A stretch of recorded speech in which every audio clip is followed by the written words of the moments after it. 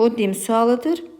Bizə verib CD perpendikulyardır. Yəni bu hündürlükdürsə hipotenuza perpendikulyardır.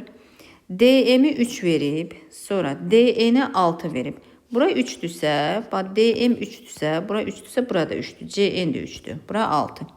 Bizdən nəysə BC katetini istəyir. Baxın bura. Burada düzbucaqlı üçbucaq əmələ gəlir. Baxın bir dənə bax bu B, D, C üçbucağı. Və düzbucaqlı üçbucaqda hipotenuza çəkilən perpendikulyar. Baxın bu düzbucaqlı üçbucaqdır. Bu da hipotenuza çəkilən hündürlükdür də. Onda h kvadrat, deməli hündürlük 6 olur. Burada bir x qoyuram.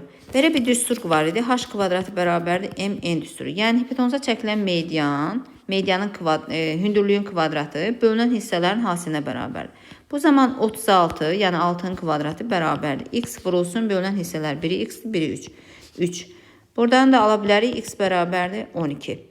Deməli x-imiz 12-dirsə BC-ni istəyir. BC-miz nə olacaq? 12 üstə gəlinsin 3 bərabərdir 15. Cavab C bəndi. 15.